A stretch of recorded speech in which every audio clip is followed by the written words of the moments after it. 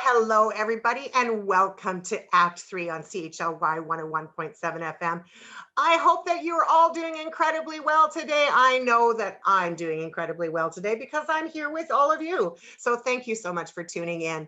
Today in the Zoom booth, because of course we're not yet in studio, still dealing with COVID-19, we are doing the Zoom booth interviews. And today, Peggy Hoult is with us. Peggy Hoult is the Central Island's only income tax accountant specializing in aging. Caregiving and disabilities is her expertise. She knows exactly what all of this is about, and she's going to share some great information.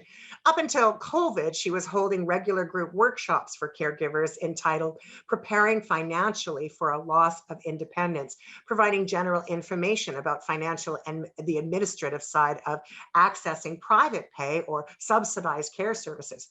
Peggy is also available year-round for individual consultations. And whether you work through a timeline, through an immediate healthcare crisis, or you require some tax filing strategies for those that are using Island Health Services, or you need some assistance with applications for the disability tax credit or various other tax benefit programs, Peggy Hoult is the gal that you need to see. Welcome to the Zoom booth, my dear. How are you today? I am fabulous after that rain. Oh, I know. We have been very lucky this summer that we've had towards the end of August there. At the time of this taping, now we're moving into September, middle of September. And we're almost at October. I don't even know where we are when it comes to time. I'm still in March. How about you? It's fall now officially, but I'm ready for it's good. It's time to get back and get organized after the summer. I think Labor Day is more like New Year's than New Year's is as far as, getting back to business. Yeah. Absolutely. I've been a teacher for over 30 years, and I have to tell you, Labor Day for me is always like the first day is right after is the first day of school. It's New Year. I don't know why we have a New Year in January when we really should have it in September. But you are quite right. When it comes to organizing, this is a really good time. Why not tell our listeners right from the get-go, Peggy, what do you do? I mean, there was a lot of information in the introduction of your actual skill sets, but what do you do? I help people of any age. Right now, I'm really concentrating on elderly people for the simple reason that we're all getting older, and us baby boomers are now into this new groove of being seniors. And so having done tax services at various assisted living and seniors residences, I became an expert at helping them through the administrative side of things. So now I really am more of a resource for caregivers. And what I mean by a caregiver is basically we're all caregivers. We look after ourselves and we make decisions about our health and plan for the future. When we get married, we make promises to our spouse that we will look after them in sickness and health. And this is what we're going to talk about probably a lot today, is that there's a lot of years of being both either a caregiver to a family member or the recipient of care. And it's a big, big part of things. And I think it becomes a big shock to families to know that elder care is not part of our universal healthcare system. And you need to know that way in advance. I do think that we don't necessarily realize until we have to use the services, pieces that are not included in our healthcare system. We're navigating our way through that can be really challenging. And particularly if you're, a family, a friend of someone who's aging, sometimes just knowing where to start is really, really challenging. And that's where you come in, really, isn't it? There's a whole world of supports out there, and because elder care is not part of the universal health care, like typically, it would be quite natural to assume you would just say, oh, my mom can't live on her home alone. What are you going to do about it, Island Health? Well, nothing. It's your responsibility. So as we age, we may face real impairments, get Parkinson's or Alzheimer's. Now, those are medical conditions that will still see a doctor. But I think just aging in itself is not an illness. It is part of our life. So we want to be able to, in order to be able to stay at home, which is the goal of most people, and even, you know, to be able to age in place, we have to be able to manage the activities of daily living, or ADLs is what they call it. So this means that I may have an impairment like Parkinson's or COPD, which I will get dealt with my doctor. But if that's going to affect my ability to walk, to do my shopping, to live at home, these are things that people do every day independently. And if we can't do that independently, then we're going to have help. So this is where the primary source of help is from family, neighbors, or programs like yours, Better at Home. We can look for help within the community, but it's not going to come from our healthcare system. So we just need to know that we can do it ourselves, but if we're going to hire people, it's going to cost money. And even services through Island Health, through like home support, respite care, there's always going to be fees. And this is where you not only have the stress of dealing with life, you have the stress of however am I going to pay for all of this. And I think that that's been a bit of a misconception. Yes, it is true that there are some persons in community that do qualify for subsidized spaces and that do qualify for even free services. However, the larger majority of people do not. And those fees can be rather substantial. Can you give us an idea? I mean, I think to start with, people need to recognize that that Island Health is there to support us through home and community care and through various services that they have. If you're in the medical system and you present more than one or two mitigating circumstances that would have home and community care come in to help support you. Mm-hmm. Said that, as you said, there are fees that are attached to it, and it's not always, and again, nothing against Island Health. I mean, they're doing the very best that they can, but very often it's not the same person that's coming in over and over again. It can be at times, but it's most often not. Very often it's inconsistent for how many, when the timing that people come into the home. So there's lots of pieces to the puzzle that may not be the most comfortable. However, it is the system that we have. And there are private organizations that also can support, but as you said, the dollars and cents of it all can be overwhelming for people.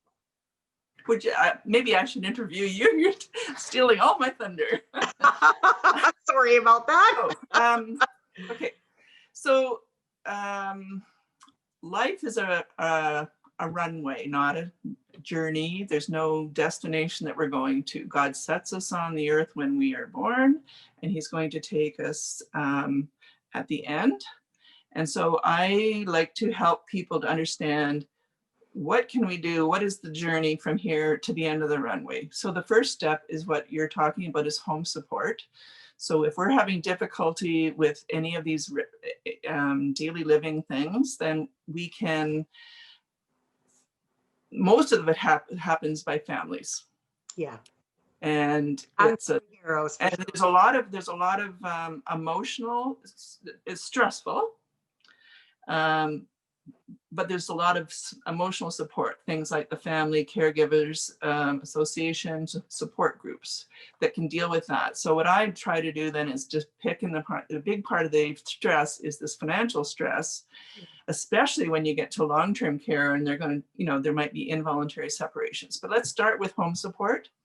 So you can either look after the person yourself, help them bathe, help them, if they're incontinent, do all that kind of work, or we can look for help that can come into the home. And this is, Island Health has some services through home and community care that are meant to supplement and complement what you're doing yourself. But it's going to be someone different all the time. They have a 2-hour window. So if you're living with a spouse, how can you plan, I want to go out and get my shopping done, or, oh, I really like you to come Thursday afternoon so I can go and play bridge and have a bit of a break. Well, you can't do that kind of thing through Island Health. No. Money-wise, it's a daily rate based on your family income. And so if they have to come just for half an hour to help you with medications, it costs the same amount of money as someone that will come help get the person out of bed in the morning, make them breakfast, come back again and put them in bed later on, come in the middle of the day and they'll bathe. It's always going to be a daily rate. Yeah. And a lot of low income earners might think, well, I can't afford it. But anyone, here's the secret, is anyone who is on guaranteed income supplement, then it's not free. It is fully subsidized. So there's no cost to you, but it is a subsidized service. And it's not something that they owe you, and they will determine how much space.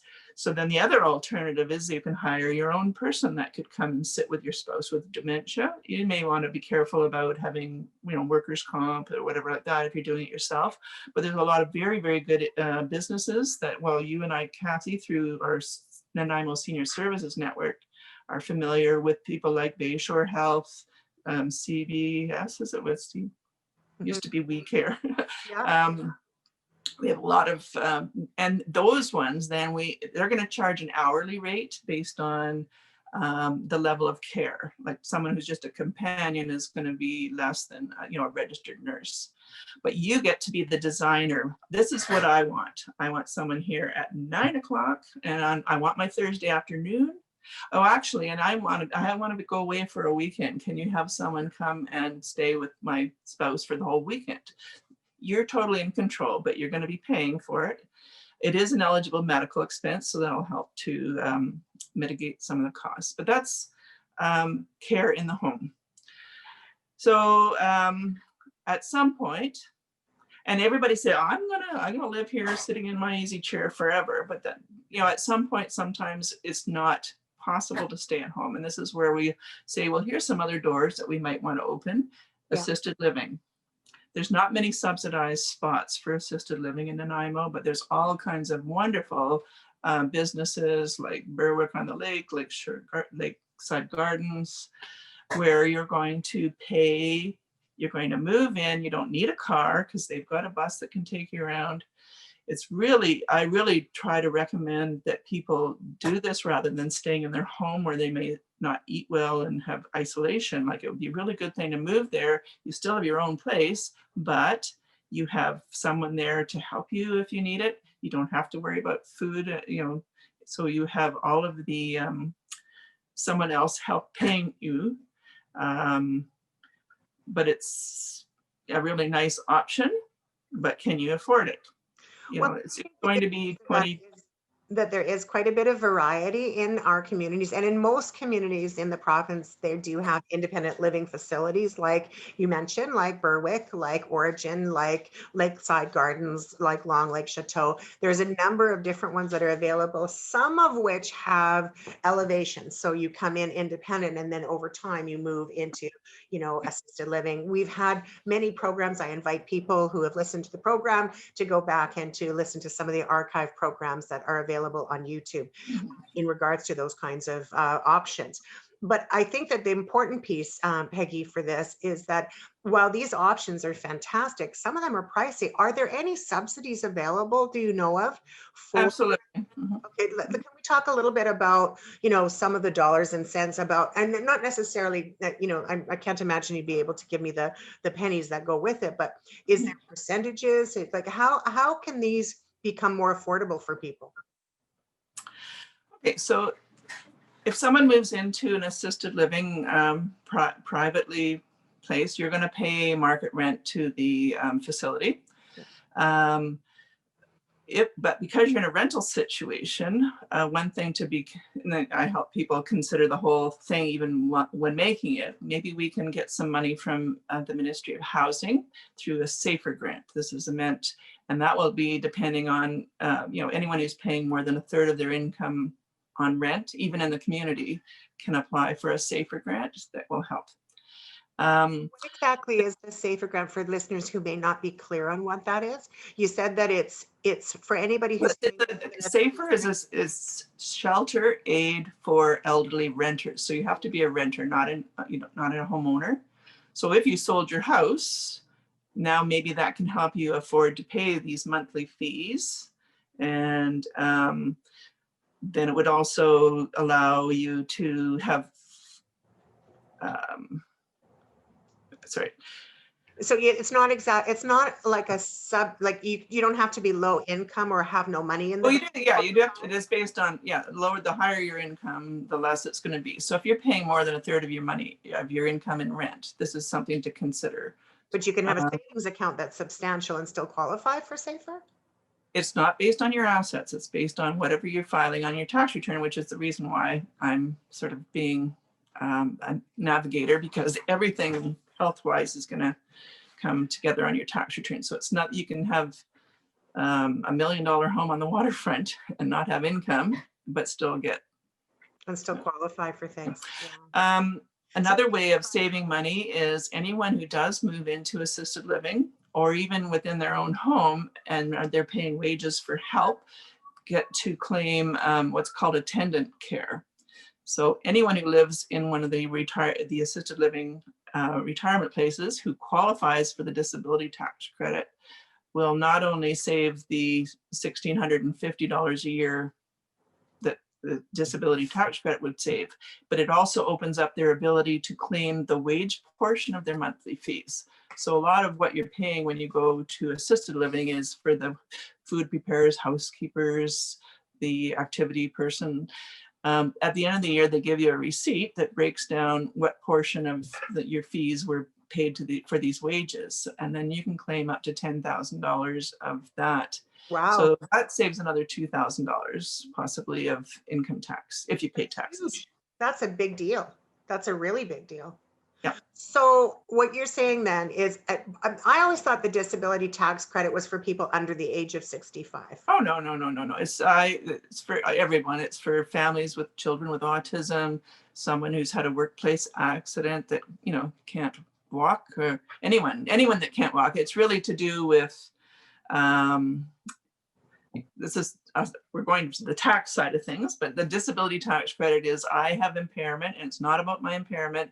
It is how living with that every day is. So usually with seniors, I would get the disability tax credit because of either walking or mental function. So anyone who's got Alzheimer's, not necessarily when they're diagnosed, but at some point when it's really affecting their ability to live independently, then they would qualify for the disability tax credit. So I do a lot of helping people to apply for it. Like it's a big thing. I can go retroactive 10 years. I've gotten people at assisted living places like $40,000 back between going back retroactively by getting the disability in place and refiling their tax returns. Yeah. So you know what? This is a perfect segue. If you have just tuned in to CHLY 101.7, you need to be paying attention to this. This is Peggy Hoult. She knows what she's talking about. She might be able to get you some big dollars. I have to say, a retroactive 10 years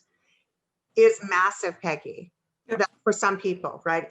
Yeah, but you have to pay taxes. You're not, if you never paid, you're not going to get anything. So no, of course. But it is transferable. Is that, first of all, the tax credit isn't for people who are, of a certain age. It's anybody who is paying a taxpayer, which is very different than a disability pension, right? The disability pension for a lot of people is like $900 or something a month. It's different than your retirement pension. So, having a navigator like you makes sense because you can actually define all of this stuff for everybody. Mm-hmm. So what do you find is the most challenging part of your job, Peggy, for families? For me personally, is the person I really want to talk to is probably the caregiver, which could be the senior themselves or the seniors working together with their families. But if at some point, it's really the decision makers who have all the stress of the planning and access. There's a lot of administrative and, you got to be a good researcher. You got to be very patient. Like, it's hard for people to get through to Service Canada through all the phone system and everything. So another thing what I help with is getting families to think about it and work together. Sometimes there's all these conversations that everyone's wanting to have when you can see that things are maybe not as safe for your parents. So I call it the wall of worry. So on the one hand, you've got seniors who maybe their kids are starting to ask about, well, their bank accounts, et cetera. Oh, what do you know, Yeah. what do you want to know that for? Yeah. So your parents are worried about losing their independence. Yes. And the children are climbing this wall of worried about their parents' safety and just helping them out. So it's very difficult to open up the conversation sometimes. So I work together by, the workshops I did pre-COVID at Oliver Wood, I would have caregivers like come together. Here, these, we might think about assisted living or long-term care, but these are just doors that we may or may not need, but we're going to find out now how it works. And then you can just see the stress leaving them, and then that opens up the ability to have the conversations which were impossible before. But that's so really I want to be able to talk to the decision makers and then help them with a plan and bring the world to them rather than them trying to. Well, it's just such a confusing world. We haven't, in this province, in our communities, we haven't made it easy to access this information. When you call Island Health, there's any number of numbers you can call. When you call the tax department, there's any number of numbers you can call. When you call, the preparation planning, idea, aging out and all of that, there's no real coherent way to get all that information, unless you belong to the Nanaimo Senior Services Network or you belong to a networking organization that can help direct you. Members of our community have a really, really tough time. Now, I know that you have been an advocate for getting that information out there, and I understand you have a role with Age Friendly Nanaimo. Age Friendly, of course, is part of the World Health Organization, and that's a big, big deal. Many communities have been working to be age friendly. I think, when did we get our designation? 2 years ago now, Peggy? It's probably, at least a year and a half or 2 years ago. So I was asked to be part of a task force. So Age Friendly Nanaimo is as you say, a designation that World Health Organization gives to cities. And based on the fact that they have a plan, we want to be an age-friendly city. That's all they really needed to do. So the city of Nanaimo set up a task force, and there's subcommittees, 9 different subcommittees, some one on housing, one on transportation, and I was asked to be on the health and community care and community services subcommittee, and we've been meeting for just over a year, actually. We were given objectives, and it was rather frustrating because I'm kind of a let's get things done kind of person. Like, yes, you are. We're drivers. We like to get things done, and committee work is hard. And we were given the task of how can we promote the awareness of 211. And we struggled and struggled. We contacted them. They have no budget. There's, they have a little search engine where you could probably find some things, but they had no plans to come and be specific information for Nanaimo. And just when we, we're just, I think, getting very frustrated after 6 months of this, all of a sudden COVID happens. And the government starts, said, oh, well, we're going to use this 211 platform and we're going to make it. And I thought, wonderful, that we can get beyond objective 1. People will know about 211. They still don't. A lot of the people you deal with do, but, I ask professionals, I ask most people, and it's just blown by them. So,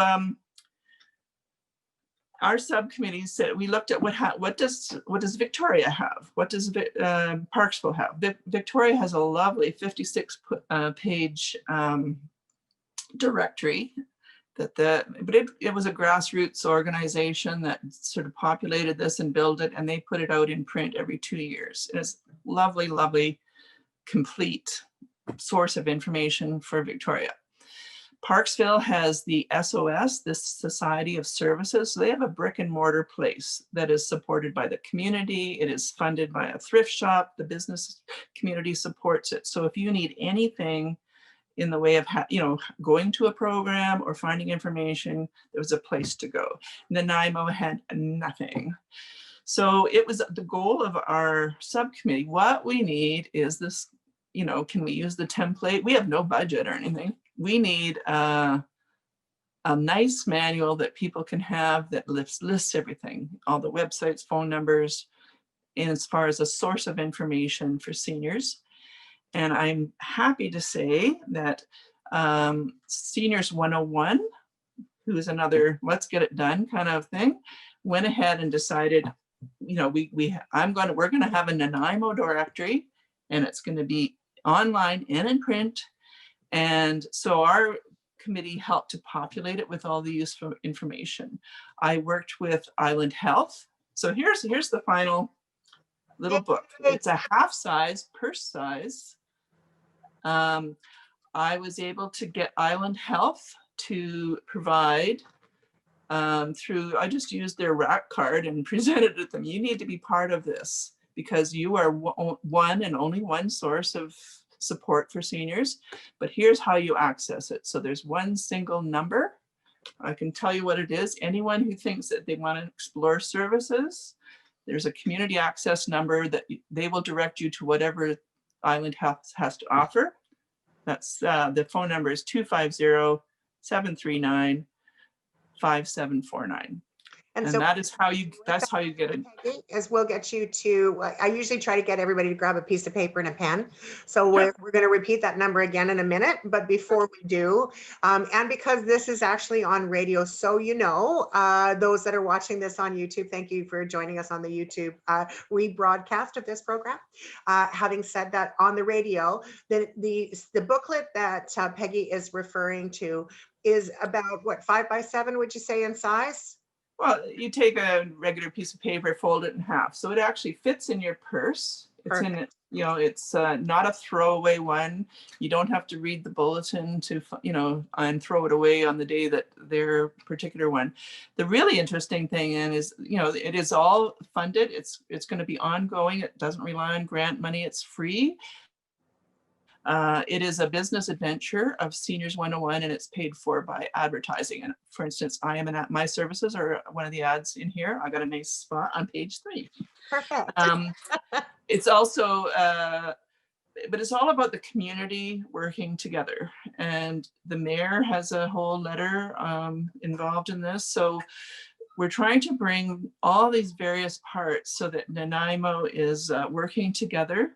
And so this, how can someone access this booklet? How can someone get it? They were distributed to the people who advertised in it. So there will be some that are available through Nanaimo Senior Services. There will be some available through Lifeline. There will be some available if you're a customer of Central Drugs. And I have a number of them myself as an advertiser. There was 2,000 of them printed, but I think that they're going to, and Island Health, I actually, when this was presented at our meeting earlier this week, I was able to get someone who's in charge of liaison for home and community care to come to our meeting, and I'm hoping she will carry on to be part of our committee. And the really exciting thing was that the other person who now is going to be our team leader, she is actually works with the Division of Family Practices. So this is where all the private part of healthcare, this will be your family doctors, will be able to have this as a resource to, to give to people. But it really brings together all of the community programs, private businesses, and whatever that can help. It's not just nonprofit, it's that nice balance between private and public. Yeah. Yes. So this is our Seniors 101 website too, right? And then if you go, you can direct, so if you don't get a copy of it, you can go to it right today. If you go to seniors101.com or .ca.com. Yeah. Just Google Seniors 101, and smack in the middle at the top of their homepage is the you can press on it and then it will open up and it looks exactly like this. But the added feature is that it's interactive. So if you wanted to get a hold of me, you could go to my ad on page 3. And if you touch the the ad, it'll take you straight to my website. Which And is then when you finish, it'll take you back to this directory. So this has been the goal of our committee, is to have this resource available for all seniors in Nanaimo that is Nanaimo specific. And I'm very excited about it. You should be, and the entire team needs congratulations for this. It takes a lot of time. It's volunteer time, hours and hours of volunteer time going towards producing something that is going to be well utilized by our community. And I know that, Roy has done an amazing job as well with Seniors 101. He and his wife have been, supporting seniors in our community for as long as I can remember, and much longer than that. And so his initiative in working with your team, I know has been, like you said, you guys we're drivers. We want to get stuff done in community, and this is really one fantastic way to do that.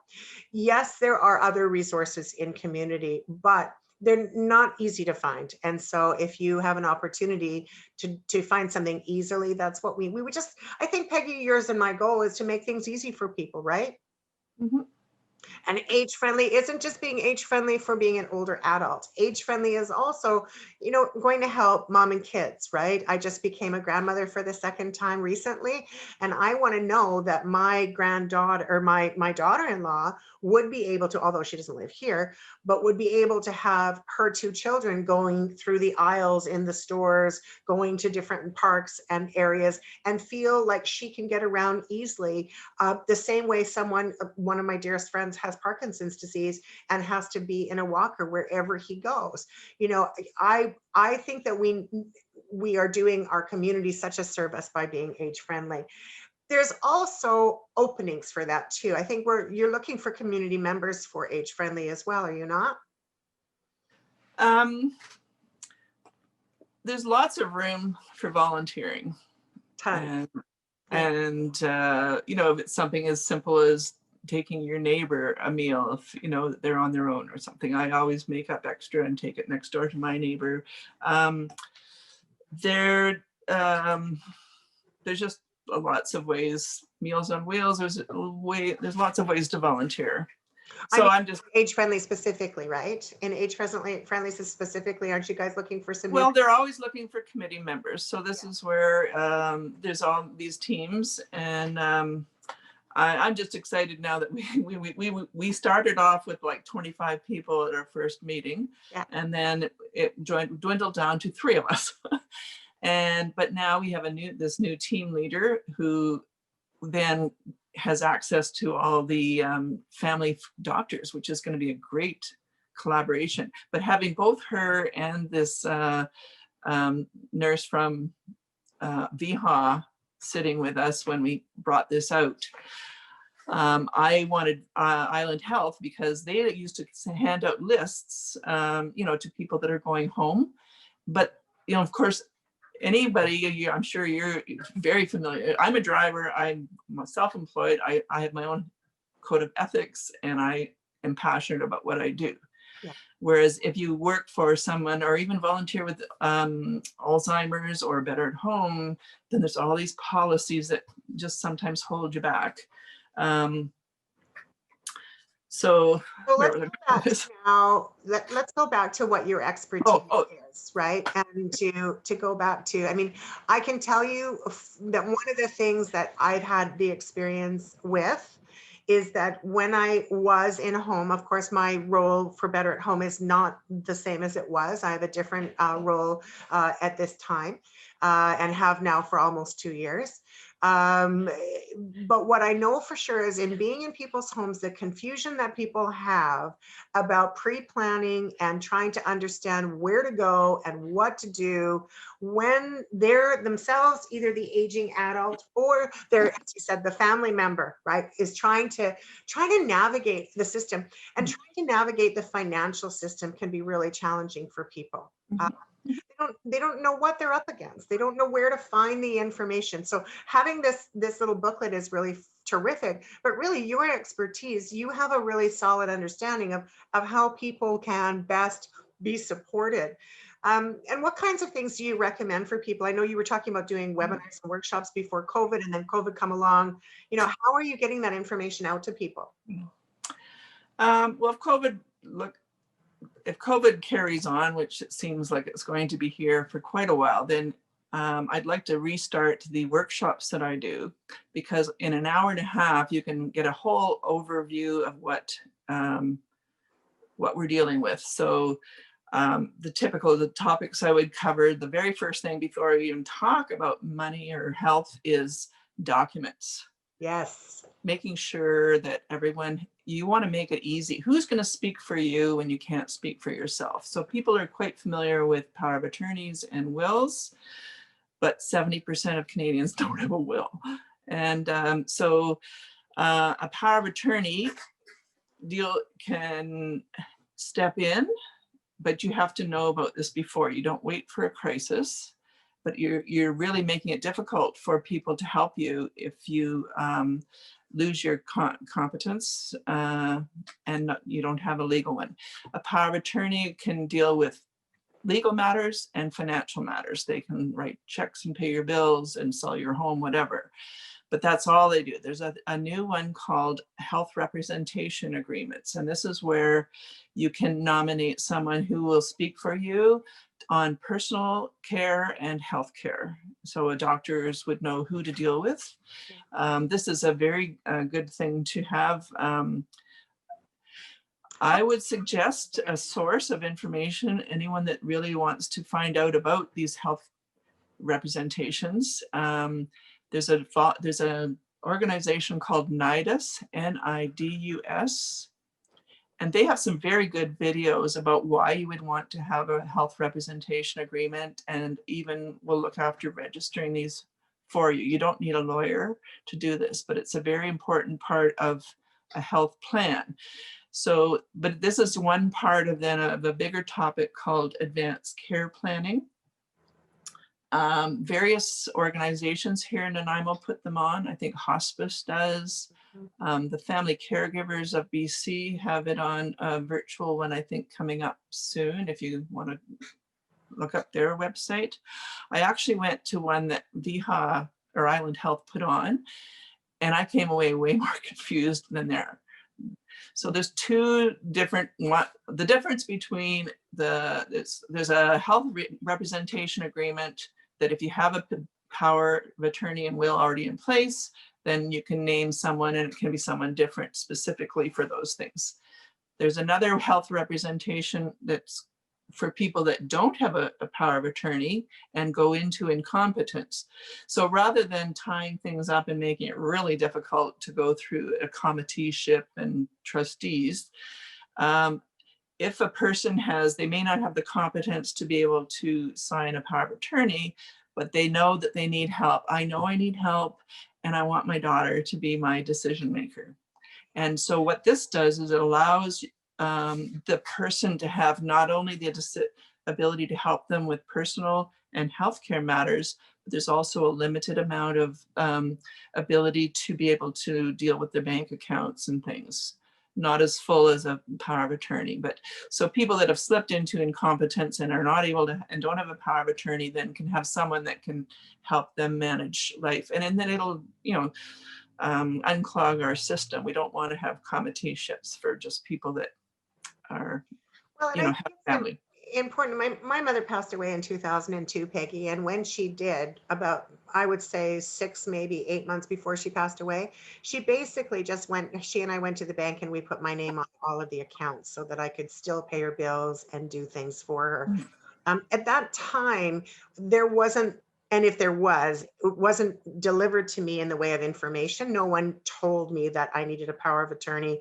My mother didn't have any assets. You know, she was not a woman of means in any way, shape, or form. And I found that it was confusing 10 years ago, right? Has it simplified in any way, or is it still, can someone without having that piece of paperwork still just become part of someone's bank account? I know that my friend next door, she wanted her son to go and pay a Visa bill when he went into the bank. they didn't want to take the payment from him. They basically said, listen, you know, we don't know why you have this credit card. And he said, it's my mom's card. They said, we'll let it go this time. The next time you come in, we're going to cut that up. Right. Well, So there's a lot of elder abuse. So so much. you have to have the right. So it's like buying insurance. Let's just get everything in place and then get on with living. Yeah. And then if it's there, if it's needed, but if you don't do it, if you don't have insurance, you know, you might fly by the seat of your pants for the rest of your life, fine. But if something happens, then, you know, it's going to And be. especially right now with COVID, like people just don't know anymore, right? I mean, it's an Yeah. opportunity for people to get so unwell. Have you noticed a change, Peggy, with the people that are coming to you since COVID started? Are they more concerned? Are they more open to making some radical decisions about their financial health or power of attorney or any of these things? A lot of my clients, you know, are already in the system getting some sort of help. So the ones who have loved ones in a retirement or in a long-term care and are not allowed to go visit, it's very hard. Yeah. Other people are on a waiting list. We haven't even talked. We can maybe talk more about how long-term care works, but you know, they're looking after, say, a spouse with dementia, and they're on a waiting list, and the waiting lists for subsidized care are like, you know, sometimes 18 months. Long time. And so, you know, maybe the name's going to come up, and then, well, do I put them in now because then I can't go visit them? And also we're at risk. You know, it seems like COVID, especially at the start, really hit elderly people. Those are where most of the deaths are, people that are already with their health compromised. But, you know, fortunately on Vancouver Island, there has not been anything in our long-term care facilities, and we love our little island nation. I was sad when the ferry started going in. Anyway, so the, you know, also what's happened that people that are caring for people at home are missing out on some of the respite care. So people with a spouse with dementia were involved with subsidized things like the adult daycare, where they were able to go, you know, for $5 or $10, they could take their spouse and drop them off, and they had activities for people with cognitive impairments and lunch. So you got to go and, you know, get some errands done or spend some time however you wanted to. So those haven't been available too. So that's very, very hard for people who are caring for people at home. Yeah. Anyway. Are you seeing a difference in the financial decisions that people are making based on this situation? Well, the seniors have not been affected. The ones I feel for are the young families that have children and when they've lost their job. Us seniors, like I'm a senior, I get old age security and Canada pension. And I even got the extra $300, even though I didn't need it. But I know that they just needed to get all this money out there. No one's had their Canada pension or their work pensions cut, you know. So seniors really, and as far as a younger senior that doesn't require care, I'm saving all kinds of money by not going out for dinner as much often, or you know, I'm not planning to do any travel out of the province. And so in a lot of ways, financially, seniors have not fared too badly, compared to where they were. But now, your role as a you're not a financial planner, though. You're a financial advisor, or like what exactly? Like let's just say that I didn't know who you were, Peggy. Okay, for many of our listeners. Okay, I don't know who. I'm going to make a phone call. I'm going to call you. What can I expect when I call you? What would be your way of helping me to figure out what I need to figure out, because I don't know what I don't know. Okay. So I am a financial planner, but if you say, well, I already have a financial planner, what people are talking about are people that look after their investments, which is only one side of it. I actually work with people, you know, let's be part of it. I can be part of a team. Between you and your broker, we can come up with a plan. Like, for instance, if we go past assisted living into long-term care, then there's all kinds of, this is where it really hits you financially. is that private care will cost anywhere $6,500, $7,500 a month. So that is out of the reach of many people. Totally. But if people, so most people don't have the option of doing that. If they haven't pre-planned and they're, they wait until they need long-term care before they even get on a waiting list, they may have to go and pay privately for the first. That's a lot of money. Don't have to, there's a bit of tax savings because 100% of your long-term care fees are medical expenses. So income tax becomes less of a thing. But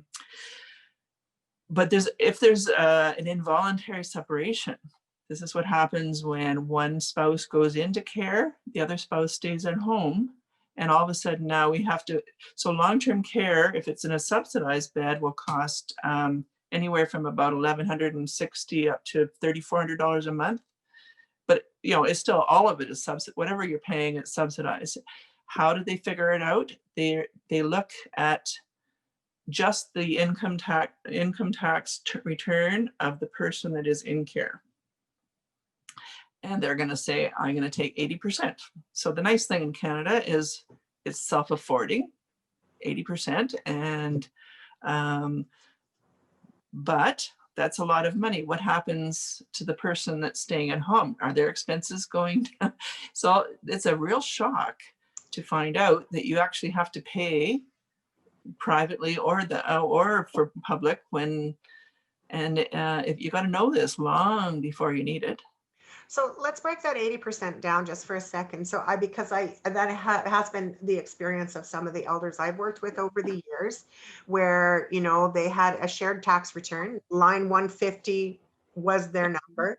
80% went out to that line 150 to the care facility. And suddenly the spouse was virtually homeless because they couldn't afford the rent that they needed to pay because of that combined tax, and had to start to separate their income. How prevalent is that? Prevalent. Let's use the right word. Prevalent is that? Mm-hmm. Well, typically, say I've met someone at one of the general information workshops I do, and then they decide they'd like to come and sit with me. Yeah. I'll say, I'm more interested in looking at your last year's tax return than preparing this future one. So by signing a form, we can go right into Canada Revenue Agency's website, and I can see tax returns back, 10 years even, whatever. So if you know ahead of time that you may be dealing with long-term care, then we have to file tax returns with a totally different goal than what you're going to do if you take it to a tax preparer or you use a TurboTax or something at home. Those ones want to save you income tax. So they might say, oh, if we do pension splitting, you can put, 10,000, half of your private pension on your spouse's tax return, and we'll save $500. And I said, well, if I can say, but you're shooting yourself in the foot, because if you put 10,000 of your tax-free dollars into your spouse who's in long-term care, then next year her fees are going to go up by $8,000. I mean, I call, if someone takes a percentage of my money, I call it a tax. The case managers who actually refer lots of people to me, they don't like me calling it a tax. But it's huge, huge, huge, huge. So I then can help saying, from now on, this is what you need. I can go and change last year's tax returns if you want, and we can bring your fees down. So you have the ability, when you sign a form that is able to access, you can go back for up to 10 years worth of a person's taxes, if I've understood you correctly. Well, for long-term, anyone who's currently in long-term care right now is paying based on their 2018 tax return. So here we are in 2020, based on what happened in 2018. They won't look at the 2019 tax returns until November, and then they'll send you a letter saying, oh, well, here's what your fees are going to be starting in January. Right. So if I've met with someone and I say, well, we're not going to do that pension splitting, we're going to actually do it the opposite way and maybe pay, a little bit more tax. But when we get a new tax return assessed in the spring, that is where the income has gone down by 10,000, I even know how to force Island Health to look at the tax returns in March or April rather than waiting till December, and arrange for us. Oh, could you please review the rates for this client of mine, and they will then actually drop the fees and save could $800 a month. So it's just, these are just the system is what it is. It's how I just help people maneuver through it. Navigate that system so much easier. How do, we asked people a few minutes ago, by the way, if you have just tuned in, I remind you that you're listening to CHLY 101.7. This program is called Act 3, and we try to bring to our community all kinds of people to give you some wisdom. The wisdom today comes from Peggy Hoult. She is a tax specialist, disability tax credit specialist. She knows everything. What is the name of your company actually, Peggy? Peggy Hoult and Associates. So I'm basically for seniors, I'm a caregiver resource to work as part of your team with your doctor, your family, your broker, to get the best, pay an awful lot less in taxes or in cash flow, and just to make things easier for older adults in our community. And we have such good fortune to have you with us. I wonder if you'd be so kind. We've asked people to get a piece of paper and a pen earlier. How do people find you, Peggy? I have a website, which is peggyhoult.com. You can send me an email, info@peggyhoult.com. And the spelling of your name is H-O-U-L-T. H-O-U-L-T. Yeah, it's not H-O-L-T. We get people to spell your name right, and that they reach out to you, because really, I think that the direction that you would be able to help people, particularly in navigating the healthcare system for older adults, is really a very valuable opportunity for members of our community to have some consistency and some safety in figuring out the who's who in the zoo. So that's great. Peggy, we have a few minutes left of our program, but we don't have too many minutes left. And I know that there's a few things that we had started to navigate in the beginning of the conversation about your expertise. And I just wonder, before we go into the wisdom of the conversation of that one thing that we try to imbibe upon our listeners from each interview, I'm curious if there's anything outstanding that we haven't yet talked about that you feel really should have some attention in today's broadcast. Well, there's three ways that I can help people improve their financial situation and access and maneuver through them, all the different people that have standalone programs for you. So the income tax system is one. I can help review medical expenses. So at the beginning of my thing, I say, oh, did you know that incontinence supplies like Depends are an eligible expense? Well, $100 worth of Depends, there's your $21 back to pay for coming to my information. There's a caregiver tax credit. So I don't really want to prepare tax returns. I can work with your accountant, but here's the goals are very different. The second area is through helping. I get a lot of referrals for long-term care planning, and I work with the caregiver, with the case managers and the clients. And the third area is one that we didn't talk about, is all these standalone programs. The SAFER grant was one. Another one is the ICBC disability tax or discount.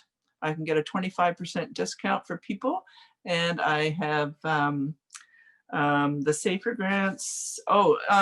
There's an Access To card where people can take their loved one and go to movies where they don't pay for the attendant.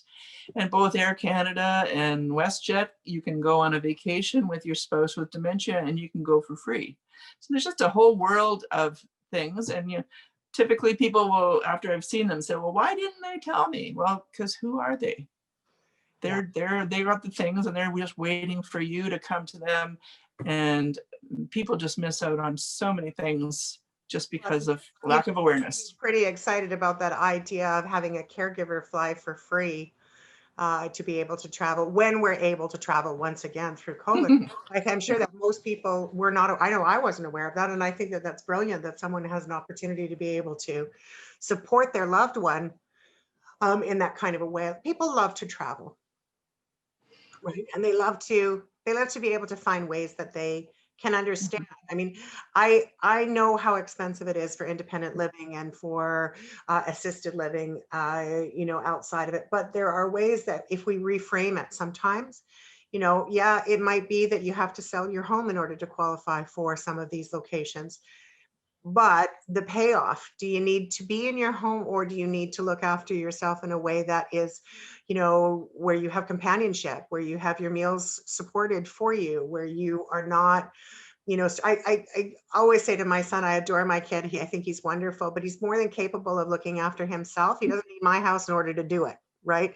So at the end of the day, if it turns out that at 65, 70, 75 years old, I find myself in a situation where I need to go into independent living, I have no problem with living off my house. I worked my babushka off in order to get it. So there should be no reason why I couldn't utilize the assets that are in it. How do you feel about those kinds of strategies? Do you, you know, advise people to look at their bigger picture? I'm sure you do. Well, I mean, most healthcare dollars are spent in the last years of life. So, but we're living so much longer that the average person has to finance 23 years of post 65 living. And we need to know this long before, you know, be able to put money away. But financial planning for seniors really is, let's spend wisely on healthcare and control cash flow. It's not, you know, I can show people how to make 50 or 80%, whereas, you know, if you go to the bank, what can you get? You know, you're happy if you dealt with a broker and they can get you 3 or 4% these days. So there's a lot more to it than just, you know, whatever you have in the bank. Well, first of all, Peggy, I think you need to shout out your telephone number so people can write it down. It's 250-756-0644. And my hours would be anywhere from 8:30 a.m. to 4:30 p.m. weekdays. And they can leave a message otherwise. Do you want to shout that number out one more time? 250-756-0644. And your website? And send an email, info@peggyhoult.com. That's HOULT. Perfect. So now we come to the point of, you know, the wisdom, and I'm curious, what would you, if you could buy anything on anybody, have that magic crystal ball, you know, the one that people walk away from the table going, oh yeah, what might that be? Well, I want to retire myself, and I'm actually going to write a book. I've got the title already, so buy my book when it comes out. It's called A Caregiver's Guide to Aging in British Columbia.